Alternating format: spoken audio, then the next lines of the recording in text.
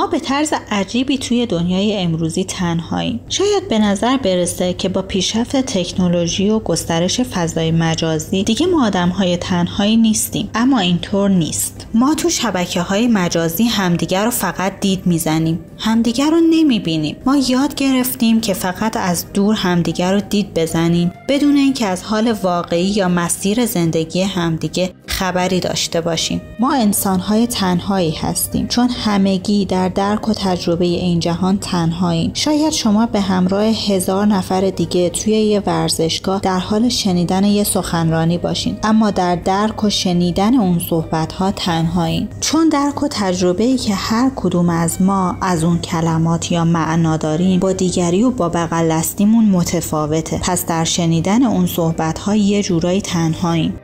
یکی دیگه از دلایل تنهاییامون زبانه.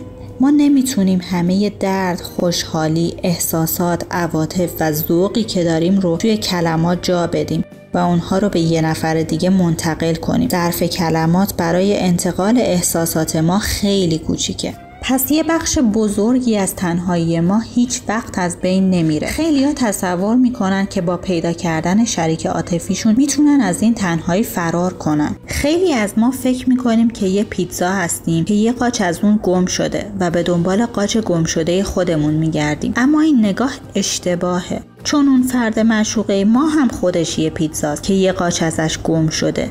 و هر چقدر ما این دوتا پیتزا رو به هم فشار بدیم بازم فضای خالی باقی میمونه و این یه حقیقت وجودیه. اما جدا از این تنهایی‌های ذاتی و وجودی که همگی حسش میکنیم، انواع دیگه‌ای از تنهایی گاهی به سراغمون میاد که اگر بشناسیمشون میتونیم باهاشون مقابله کنیم.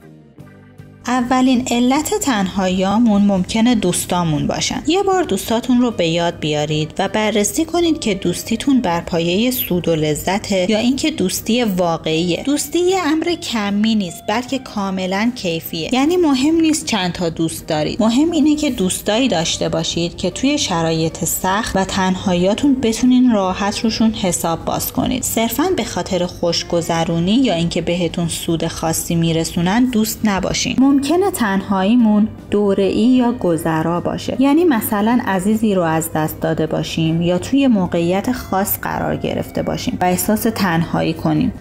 اما مهمترین عامل در تنها شدنمون انتظاراتی هست که نسبت به دیگران داریم. بعضی‌ها احساس تنهایی میکنن به این علت که روابط واقعیشون نسبت به روابط مطلوبی که تصور یا تخیل میکنن فاصله داره که این فاصله با تنهایی پر میشه. هر چقدر چیزی که من دوست دارم اتفاق بیفته با چیزی که تجربه میکنم به هم نزدیکتر باشن، احساس سرخوردگی و تنهایی کمتری میکنم. ما اگر بتونیم در قبال لطف یا کاری که در حق دیگران میکنیم انتظاری نداشته باشیم، میتونیم تنهایی رو خفه کنیم. و آخرین علت تنهایی تمامیت خواهیه. تمامیت خواهی در روابط عاشقانه نه تنها به عشق و رابطه آسیب بزرگی وارد میکنه، بلکه تنهایی بزرگی رو با خودش به همراه میاره. من زمانی میتونم از تنهایی شما کم کنم که جلوی شما بتونم خود واقعیم باشم، خود واقعی ضعیف، قوی یا آسیب پذیرم. برای همین باید عشق از جنس دوستی باشه. چون ما در روابط دوستامون رو کم قضاوت میکنیم، کمتر میخوایم تغییرشون بدیم یا کمتر پیش میاد که تمام وجود دوستامون رو